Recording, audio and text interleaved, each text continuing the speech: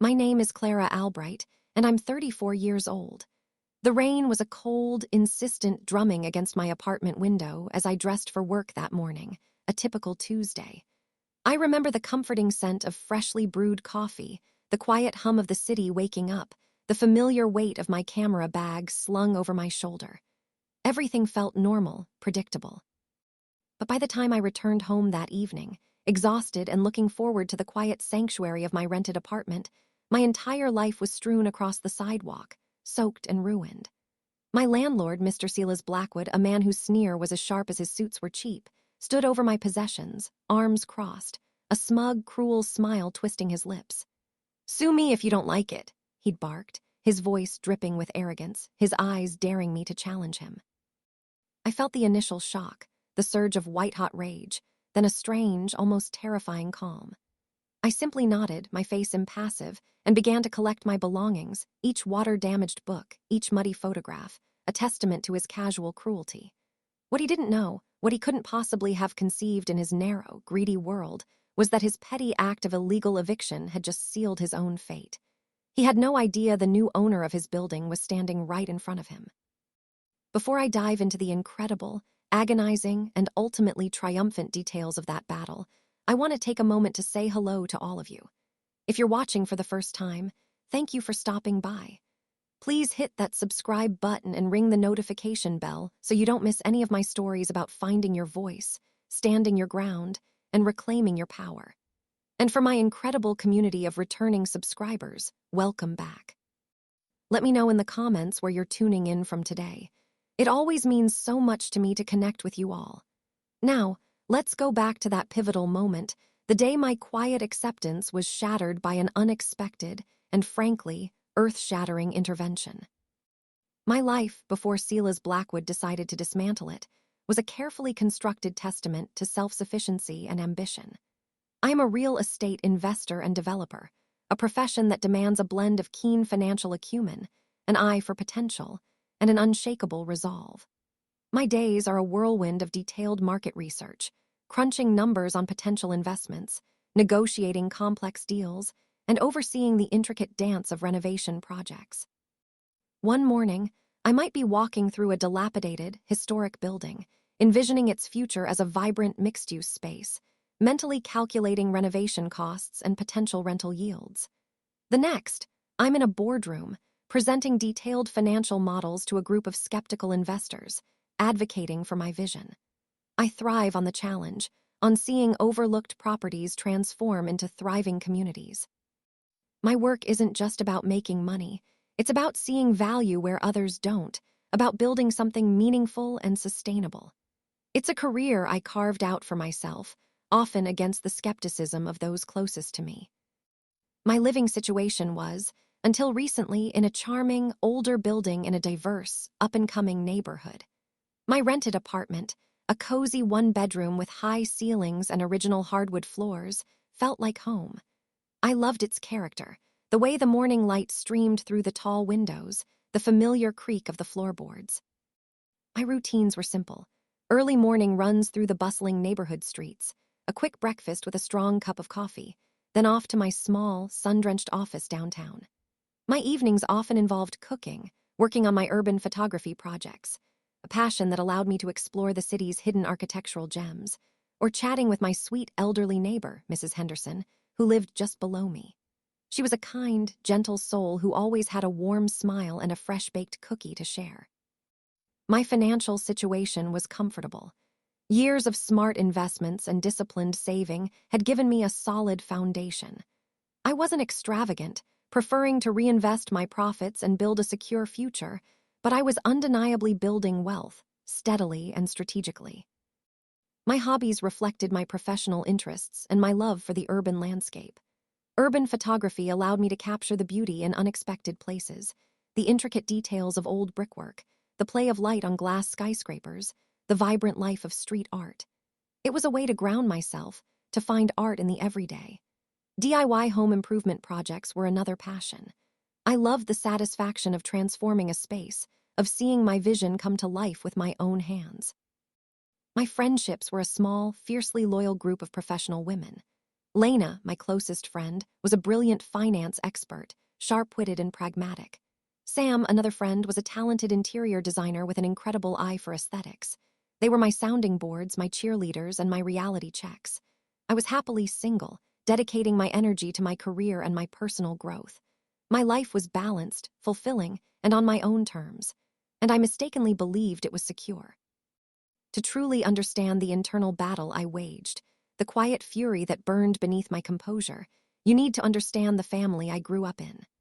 My parents, Martha and Robert Albright, were salt-of-the-earth people. They owned a small, local contracting business, working hard their entire lives to provide a comfortable, stable upbringing for me and my older brother, Daniel. They instilled in us the values of hard work, frugality, and above all, security.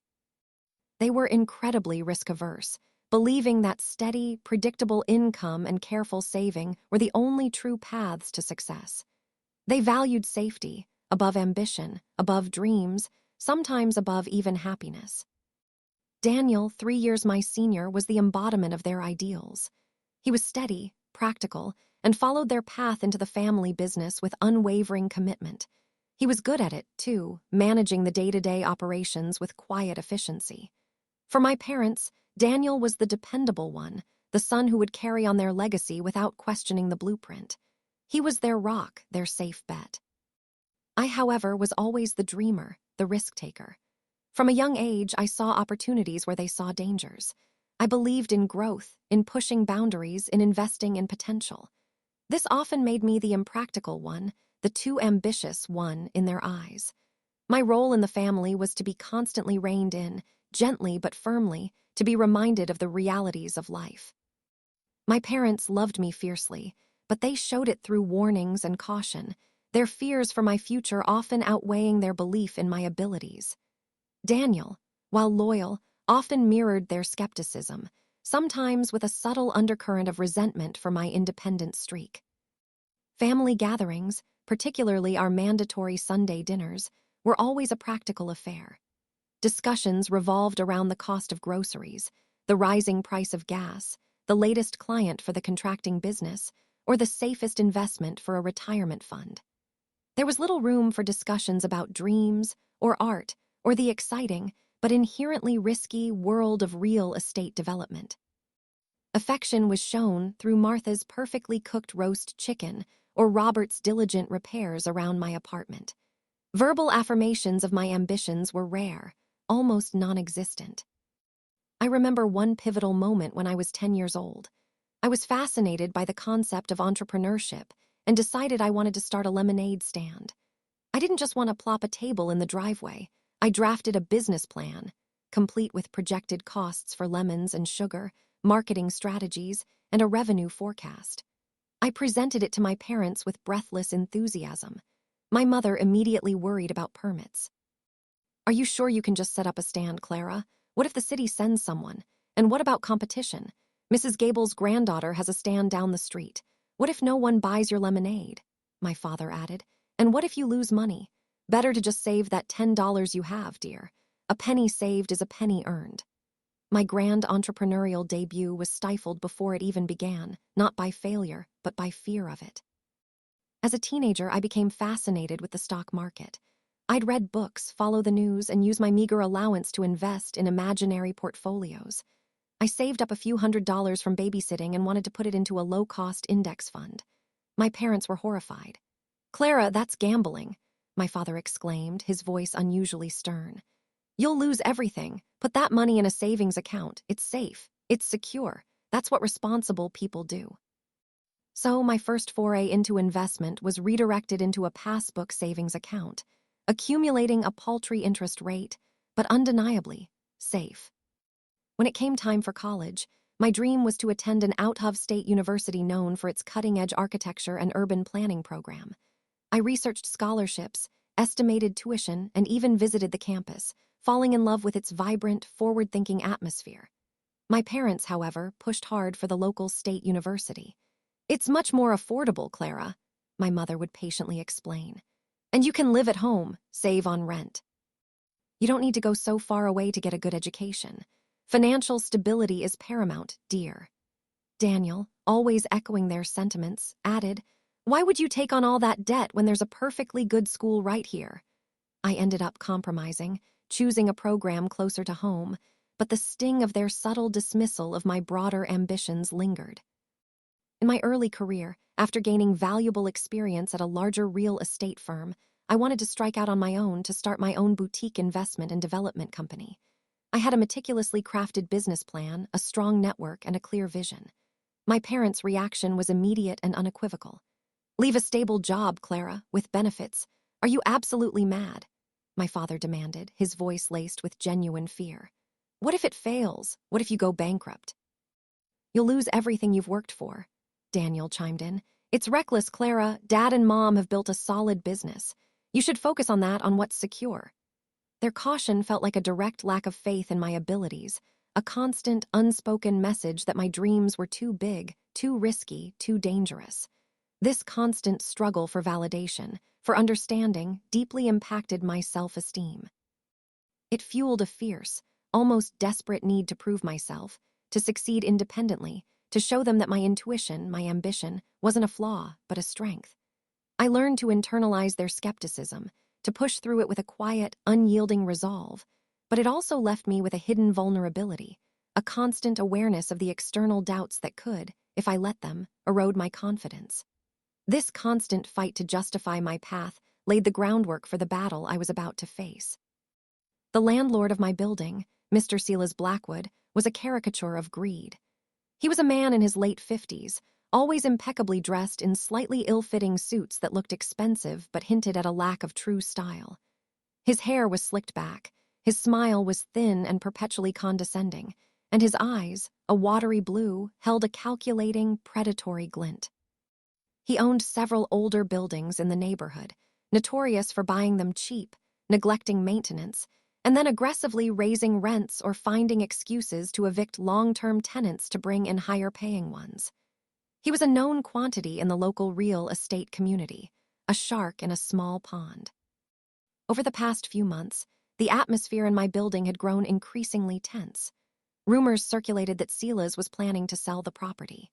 Tenants, many of whom were elderly or low income, were openly worried about being displaced.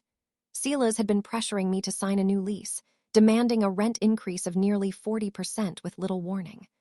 "Market rates are going up, Ms. Albright," he'd said with a dismissive wave of his hand during a particularly unpleasant phone call. "Take it or leave it. Plenty of people willing to pay." I knew it was an attempt to force me out, to clear the building for a more lucrative sale. My unease grew into a quiet fury. I loved my apartment, my neighborhood, my connection with Mrs. Henderson. I wasn't going to be bullied. My initial response was to research. I wasn't just a tenant. I was a real estate professional. I meticulously reviewed my existing lease agreement, cross-referenced it with local tenant protection laws, and documented every interaction I'd had with Silas, every email, every phone call, every passive-aggressive note he'd left on my door regarding late rent, which was never actually late. I knew my rights, and I knew his tactics were bordering on harassment. The smaller conflicts piled up like kindling. My heating unit, old and unreliable, had completely broken down midwinter. Despite repeated calls and emails, Silas ignored my requests for repair for weeks. "It's an old building, Ms. Albright," he'd said, his voice dripping with false sympathy. "These things happen. Bundle up." I ended up buying space heaters, documenting every expense.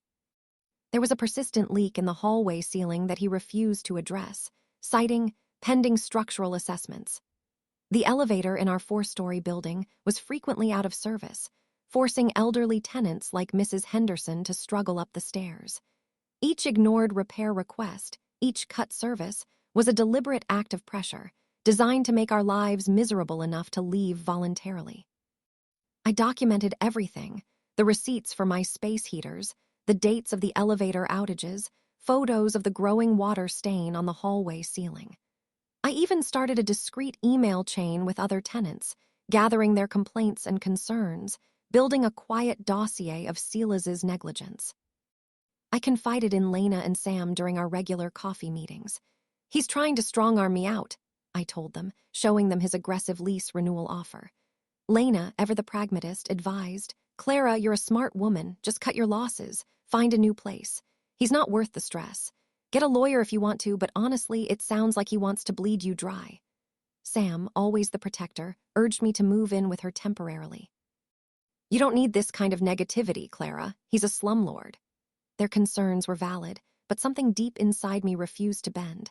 I hated the idea of giving in, of letting him win. This wasn't just about the apartment anymore. It was about standing my ground, about fighting for fairness. My reluctance to simply move was partly about principle, but it was also a quiet challenge to myself. Could I use my skills, my knowledge, to turn this situation around? Could I fight back, not with anger, but with strategy? Little did I know, Silas was about to unleash a blow that would force my hand, transforming my quiet determination into a cold, calculated war. The day of the illegal eviction began like any other, a crisp, sunny morning that seemed to mock the darkness that was to descend. I left my apartment, locking the door firmly behind me, heading to an early meeting with a potential investor. I remember the smell of fresh croissants from the bakery downstairs, the cheerful banter of neighbors on their way to work. I carried my camera bag, planning to do some urban photography later, a brief escape from the numbers and negotiations. My day was productive, focused, a whirlwind of meetings and site visits. I closed a small but promising deal on a warehouse property, feeling a surge of satisfaction. It was late afternoon when I finally packed up my laptop, tired but content, looking forward to a quiet evening at home. As I turned the corner onto my street, my heart gave a strange, sickening lurch. Something was wrong. My building, usually a stately if aging presence, now seemed to spill its guts onto the sidewalk. My gut clenched. I walked faster, a rising sense of dread tightening in my chest. And then I saw it. My entire life, my carefully curated belongings were piled haphazardly on the pavement in front of my building. Books, furniture, boxes of clothes, my art supplies, even my beloved, slightly dented coffee maker. All exposed to the elements, scattered like debris after a storm. A light drizzle had begun, already dampening my duvet, blurring the titles of my cherished books. I stopped dead in my tracks, the bustling street noise suddenly muted, a strange, ringing silence in my ears. The initial shock was so profound it felt like an out-of-body experience. This isn't real, I thought, my mind refusing to accept what my eyes were seeing. Then, the disbelief curdled into a white-hot wave of pure, unadulterated rage. My hands clenched into fists, my knuckles white. My entire home, my sanctuary, violated and discarded. And then I saw him. Mr. Silas Blackwood stood a few feet away, leaning against the doorframe of my building, arms crossed over his chest, a self-satisfied smirk playing on his thin lips. He looked directly at me, his eyes gleaming with a cruel triumph. He had orchestrated this. He had broken into my apartment and thrown everything I owned onto the street. My heart pounded against my ribs, a frantic drumbeat of fury and humiliation. A cold sweat broke out on my forehead, even in the cool evening air. "What is the meaning of this, Mr. Blackwood?" I asked, my voice surprisingly steady, though it felt like a stranger's. Every fiber of my being wanted to scream, to lash out, to demand an explanation. But years of suppressing my emotions, of channeling my frustration into quiet resolve, kicked in. I would not give him the satisfaction of seeing me break. He pushed himself off the doorframe, taking a step towards my scattered belongings. "Meaning, Ms. Albright," he drawled, his voice thick with condescension, "is that you're out. Lease isn't renewed. New tenants are moving in. Your stuff was in the way." He gestured vaguely at my water-damaged sofa. "Looks like some of it needs to go anyway, eh? Trash day is tomorrow." My eyes scanned the pitiful heap of my life. My camera bag, miraculously still somewhat intact, lay perilously close to a growing puddle. My meticulously organized files, the ones containing all my tenant complaints and his previous violations, were spilling out of a waterlogged box. The raw, public humiliation was almost unbearable. Passers-by glanced, some with pity, some with morbid curiosity, before hurrying on. "You can't do this, Mr. Blackwood," I said, my voice low, dangerous. "This is an illegal eviction. I have a valid lease. This is against the law." He simply shrugged, his cruel smirk widening. "Sue me if you don't like it, but by the time your fancy lawyers get around to it, you'll be sleeping on the street. I'll just say I thought you abandoned the property. Who's going to believe a disgruntled tenant over a respected property owner?" He spread his hands, an arrogant flourish. Now, if you'll excuse me, I have actual business to attend to. Get your junk off my sidewalk."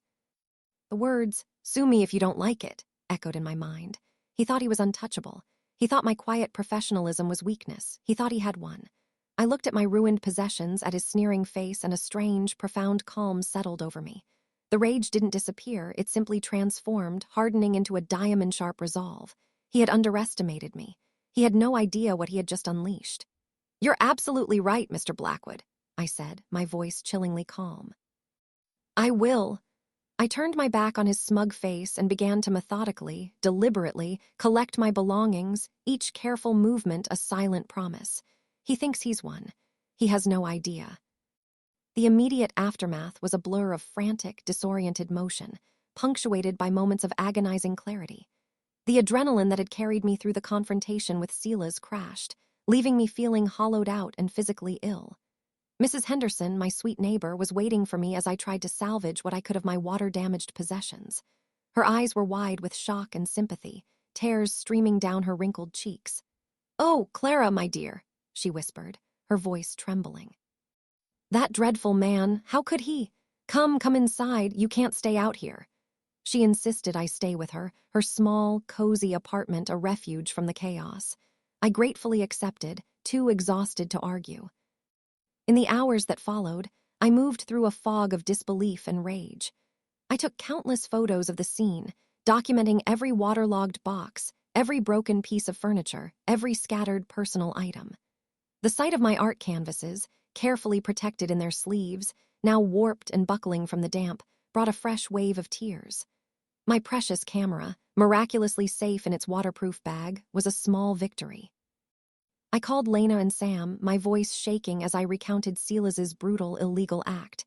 They were outraged, their fury a balm to my own. "That bastard," Sam swore. "I'm coming over, we'll help you sort this out." Lena, ever practical, advised, "Document everything, Clara, every single damaged item. Get quotes for replacements. This is textbook illegal eviction. You can sue him into oblivion." My body ached with a physical and emotional exhaustion I hadn't known existed. I couldn't eat. Sleep was elusive, my mind replaying Silas's sneering face, his arrogant dismissal, his chilling words. "Sue me if you don't like it." But amidst the pain and the anger, a strange clarity began to emerge. The helplessness I felt on that sidewalk slowly solidified into something cold and hard. A resolve to hit him where it would hurt the most, not just with a lawsuit, but by dismantling his entire world, just as he had dismantled mine. My father, Robert Albright, was the first one I called after I had a few hours to process. He was predictably furious. "This is an outrage, Clara, an absolute outrage. I'm calling a litigation team first thing in the morning. We'll sue him for illegal eviction, property damage, emotional distress. We'll clean him out. He'll be lucky to ever own another property in this city." His voice was loud, booming with the righteous anger of a lawyer protecting his own. I listened, appreciating his immediate, fierce support, but knowing his path wasn't mine. "Dad," I interrupted, "thank you. I know you'd fight for me, and I appreciate that more than words can say, but I don't want to sue him for damages." There was a stunned silence on the other end of the line. "What do you mean you don't want to sue him?" he asked, his voice incredulous. "He illegally evicted you. He destroyed your property. He violated your rights." "I know," I replied, my voice calm. "But a lawsuit, even a successful one, will be a long, drawn-out affair. It'll tie me up in court for months, maybe years. It'll be exhausting, emotionally draining, and ultimately it's just about money. I want more than money. I want to take his power. I want to take his building." He let out a short, disbelieving laugh. "Clara, that's an emotional reaction. That's not how real estate works. You don't just take someone's building because you're angry." He still saw me as the emotional dreamer, not the calculated investor. "Dad, please," I pleaded. "Just listen. I have an idea, a better way to fight back." I explained my plan, the nascent, audacious scheme that had begun to form in my mind. He was still skeptical, but he listened, a lawyer's analytical mind beginning to engage. He ended the call with a hesitant, "All right, Clara. I'll look into some options, but be careful. This is a very complex path you're considering." He thought I was being impulsive, driven by anger. He didn't understand the depth of my strategic resolve. My next attempt at reconciliation, if you could call it that, was a deliberate test of Silas's arrogance. I contacted a local tenants' rights organization, explaining my situation, providing them with my documentation. A kind, but clearly overwhelmed, volunteer mediator contacted Silas on my behalf, demanding immediate compensation for my damaged property and a written apology for the illegal eviction. Silas's response was immediate and dismissive, delivered via a crude voicemail left on the mediator's phone, which she forwarded to me. His voice was laced with derision. "Tell your client that I don't negotiate with disgruntled tenants, and tell her to pay for her own mistakes. She left her property out, it's her fault." He actually laughed. "She wants an apology. She can get one from the rats on the street." This confirmed everything. He was utterly devoid of remorse, convinced of his invincibility. It was another brick in the wall of my resolve. My final reconciliation attempt was a formal, detailed letter, meticulously drafted with legal precision, outlining his breaches of contract, his violations of tenant law, and the exact monetary value of my damaged property, along with a demand for immediate compensation and a threat of comprehensive legal action. I made sure to send it via certified mail with a read receipt. This wasn't from my father's firm. It was from a generic legal service designed to seem like a standard legal threat. His response was a terse, mocking email. "Go ahead. You'll waste more money than you'll ever get. You'll never see a dime from me, and you'll spend years in court. Some real estate expert you are. Maybe stick to photography." The email, filled with grammatical errors and condescending emojis, was the final piece of the puzzle. He saw my professional expertise as a joke. He believed he was completely untouchable. Each failed attempt, each dismissive word, each arrogant sneer from Silas Blackwood didn't break me. Instead, it fueled a cold, quiet fire. The frustration I felt wasn't emotional flailing. It was a sharpening of my focus. I realized Silas Blackwood wasn't just cruel. He was a coward, thriving on the power imbalance he created. He preyed on the vulnerable, on those who couldn't fight back. He believed he was above the law, above morality, protected by his ownership and his assumed financial superiority. But he had fundamentally underestimated me.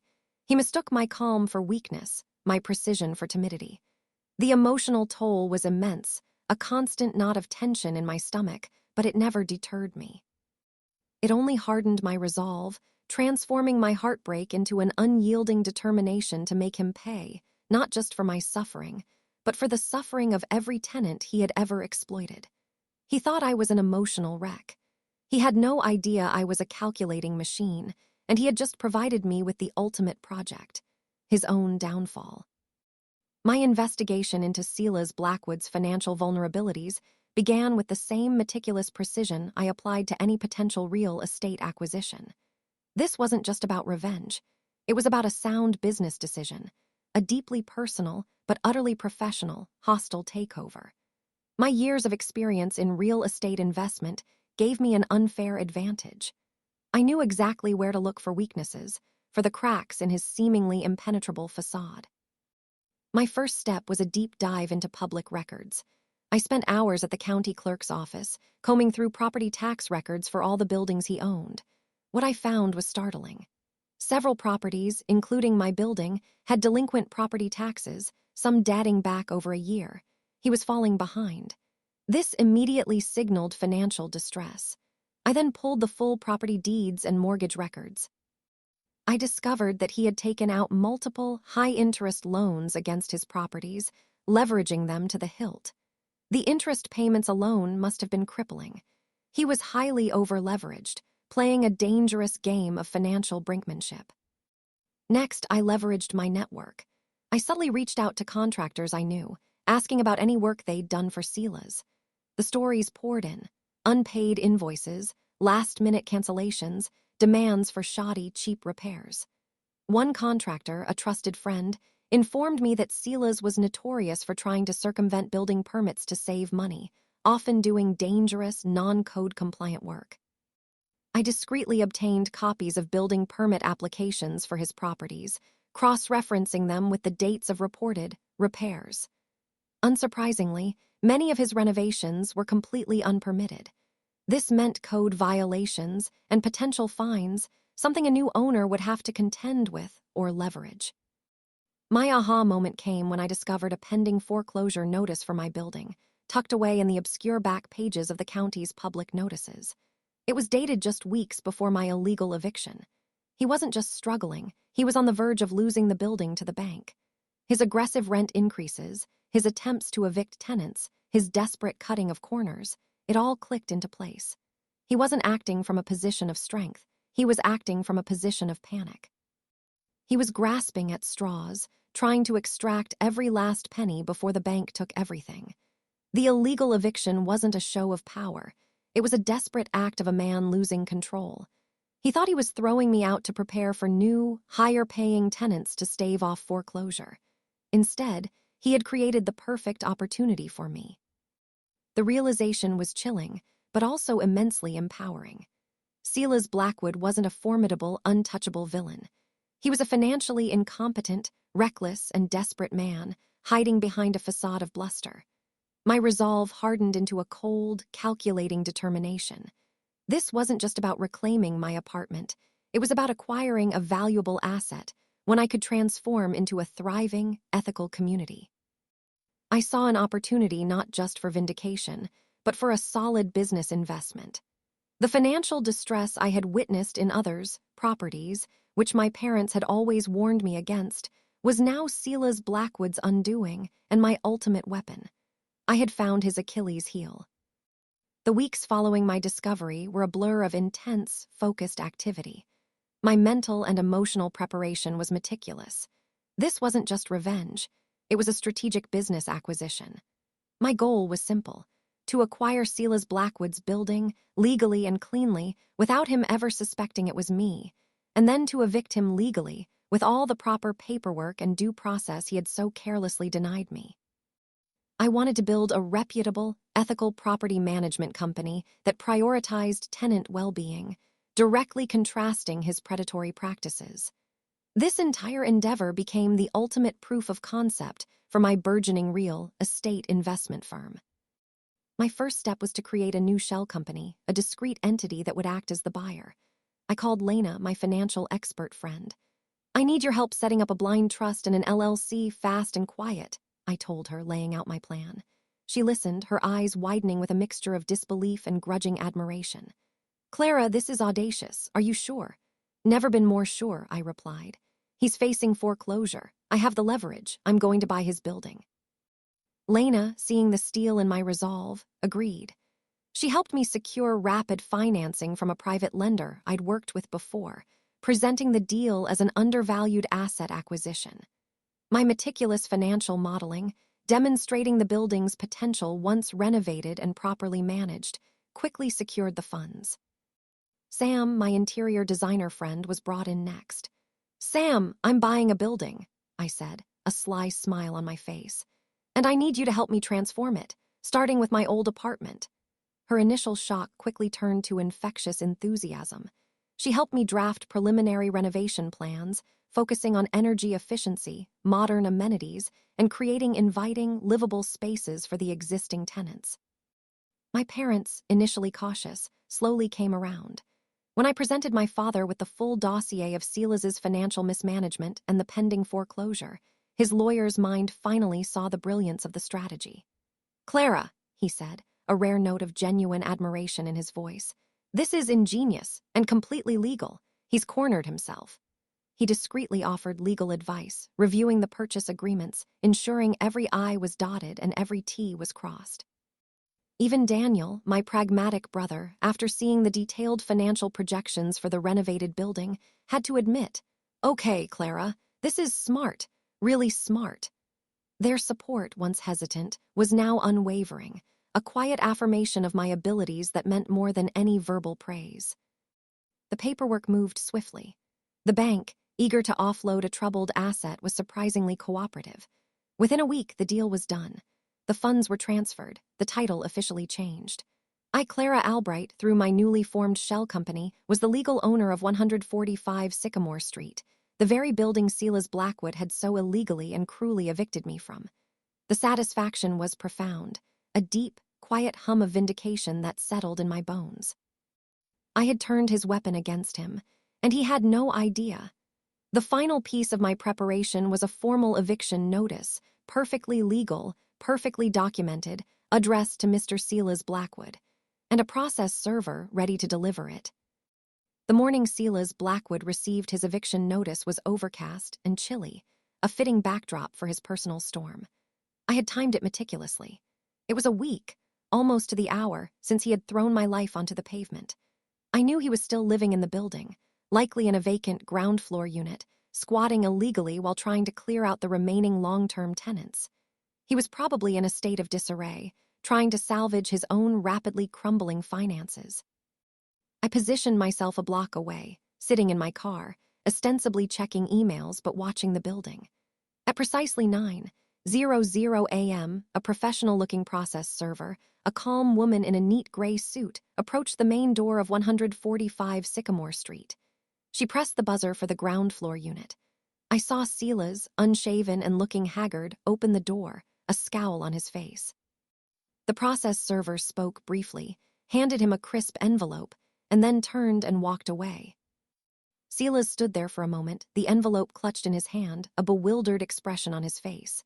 He tore it open, pulling out the official-looking document. As his eyes scanned the text, his face, already pale, drained of all color. His jaw dropped. He crumpled the paper in his hand, his eyes wide with disbelief, then quickly narrowed with growing fury. He looked around wildly, as if expecting to find someone to blame, someone to rage at. He stomped back inside, slamming the door behind him. He knew. He finally knew what it felt like. This was my cue. I put my car in drive and pulled up in front of the building. As I stepped out, Lena and Sam, who had arrived discreetly in their own car just moments before, joined me. I was dressed in a sharp, tailored cream pantsuit, my hair pulled back in a sleek ponytail, my expression calm and authoritative. A discreet, professional security guard, whom I'd hired for the day, stood a few paces behind us. We walked directly to the main entrance.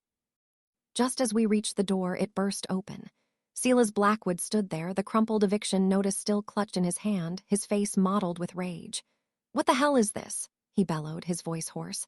"This is a joke, a sick, twisted joke. I own this building." He looked at me, his eyes blazing with a mixture of recognition and utter, horrified disbelief.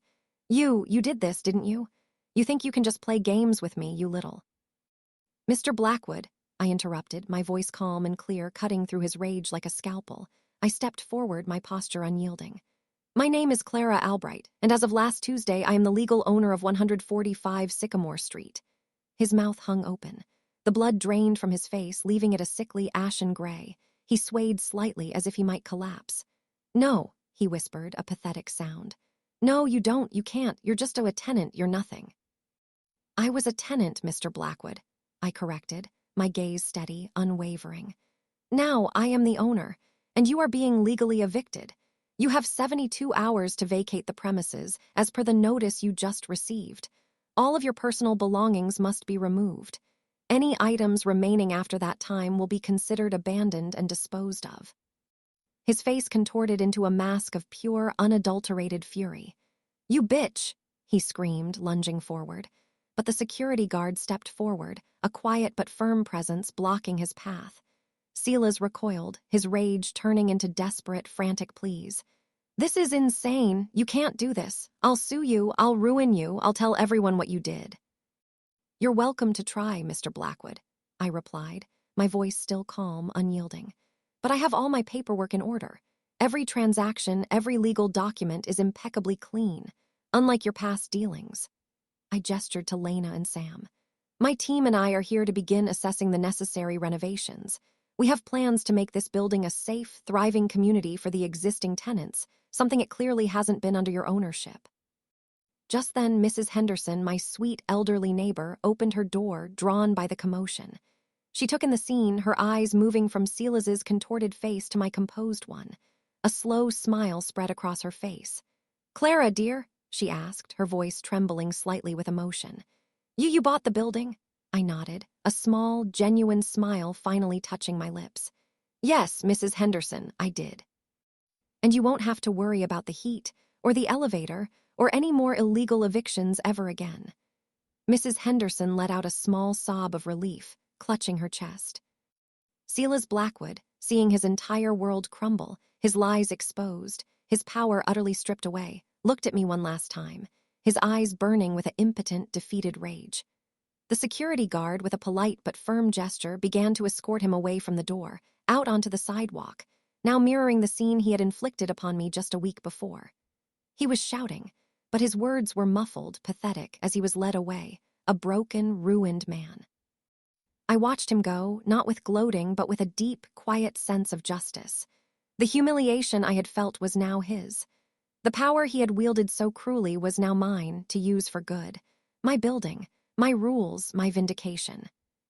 The immediate aftermath of Silas Blackwood's eviction was swift and overwhelmingly satisfying. He was escorted out of the building, not by an angry mob, but by the quiet, professional presence of my hired security, his sputtered threats echoing pathetically in the street. The news of his dramatic downfall spread rapidly through the neighborhood, fueled by the dozens of long-suffering tenants he had exploited over the years. Within hours, local real estate blogs were buzzing with the story, albeit with carefully veiled language, hinting at significant changes in ownership and troubled assets. His reputation, already tarnished, was utterly destroyed. I later heard he faced immediate foreclosure on his remaining over-leveraged properties, plunging him into bankruptcy. The man who had boasted, "Sue me if you don't like it," was now facing utter financial ruin, a fate he had so gleefully wished upon others. My first act as the new owner was to call a meeting with all the existing tenants. I sat them down in the newly cleaned lobby, presenting myself not as a distant landlord, but as their neighbor and the new owner. I listened patiently as they shared years of complaints, unaddressed leaks, broken appliances, the constant fear of arbitrary rent hikes. I assured them that their existing leases would be honored, that rent would be stabilized, and that a comprehensive renovation plan was already underway, starting with all critical repairs. Mrs. Henderson, with tears in her eyes, hugged me tightly. The relief and gratitude from the other tenants were palpable, transforming the building's atmosphere from one of quiet fear to cautious optimism. My empowerment was profound. It wasn't a fleeting thrill of revenge, but a deep, resonant sense of purpose. I had not only taken back what was mine, but had also created a tangible, positive change in the lives of an entire community.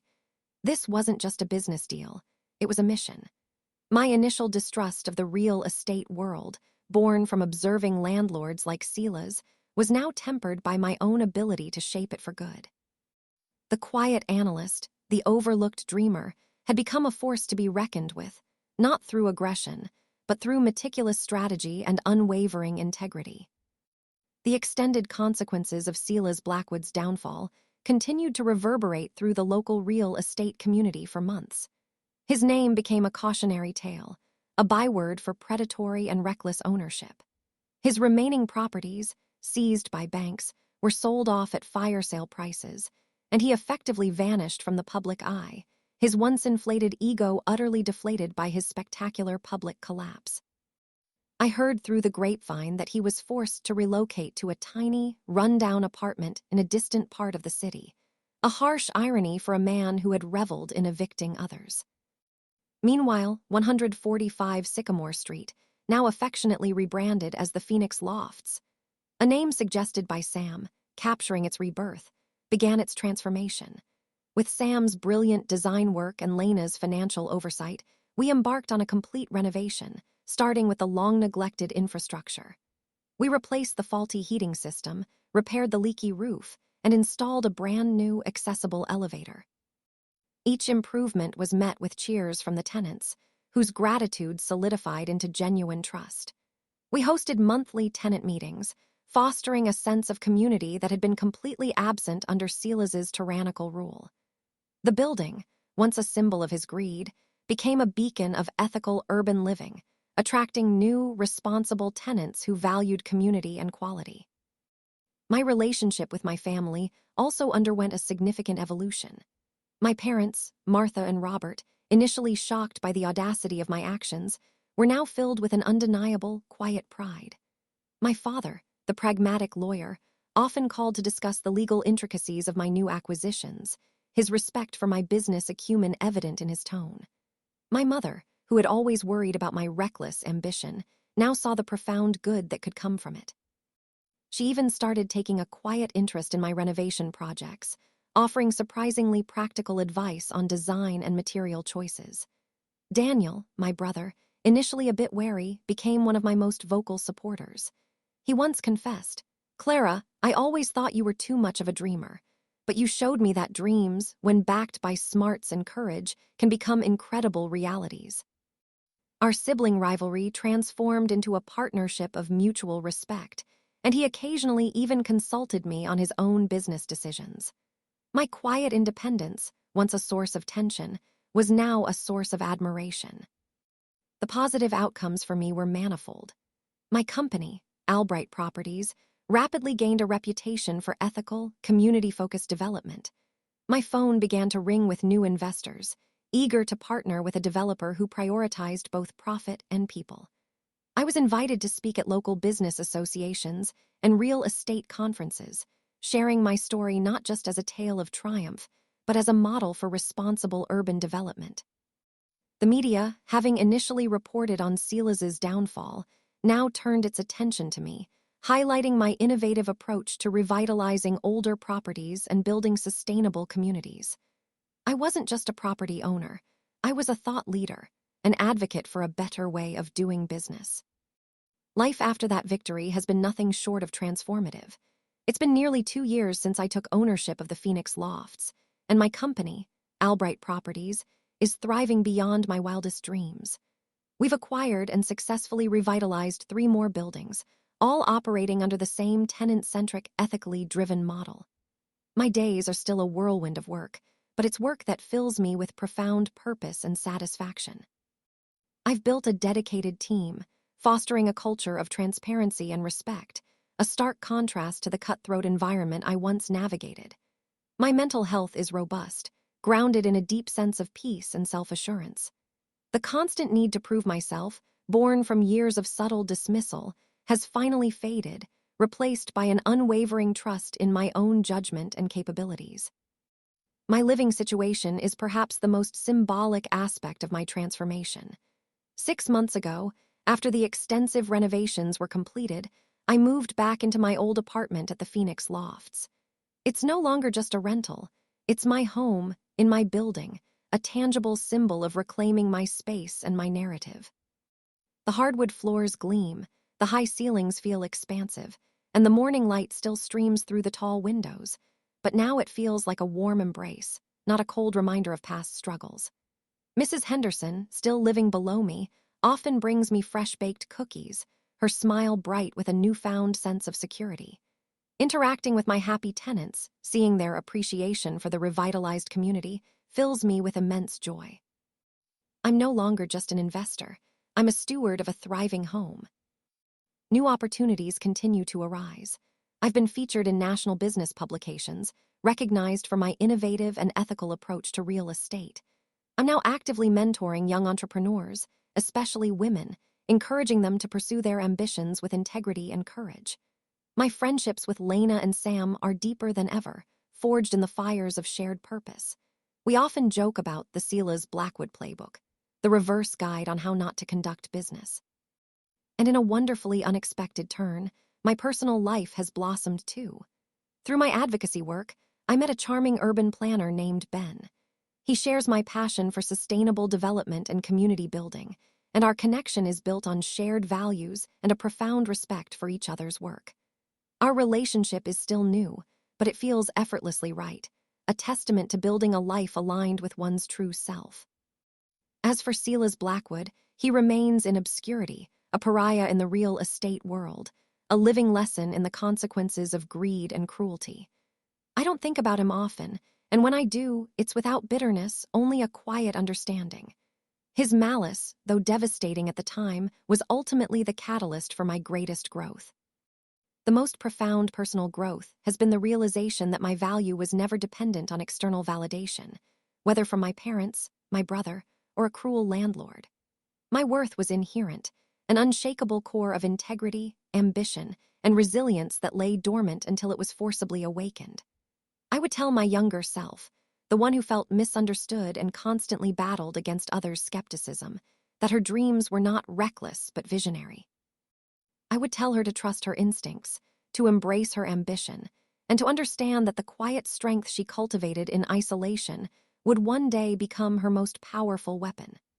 Forgiveness, for me, came not from excusing Silas Blackwood's actions, but from releasing myself from the burden of his negativity, from understanding that my peace was more valuable than holding onto resentment. Healing is not about forgetting the pain, but about transforming it into purpose, building a life so rich in authenticity and impact that the shadows of the past can no longer dim its light. The ripple effect of my story has been truly inspiring. Former tenants of Silas Blackwood, emboldened by my example, have begun to organize tenant advocacy groups, fighting against other predatory landlords in the city. Young women in real estate, who once felt marginalized, have reached out to me for mentorship, telling me my story gave them the courage to pursue their own ethical visions. My company actively supports local community initiatives, funding affordable housing projects and urban green spaces. It's a testament to the fact that one act of injustice, met with unwavering resolve, can ignite a movement for change. Thank you so much for listening to my story tonight. It's a testament to the fact that even when someone tries to tear your world apart, you have the power to rebuild it, stronger and more beautiful than before. If you've ever faced an unfair situation, or had to fight to reclaim what was yours, I invite you to share your experiences in the comments below. Let's share our stories, celebrate our resilience, and remind each other of the incredible power within us. And please, don't forget to like this video, subscribe to the channel, and share this story with anyone who needs a reminder that the best revenge isn't just sweet, it's profoundly transformational. Remember, your power lies in your truth, your integrity, and your unyielding spirit.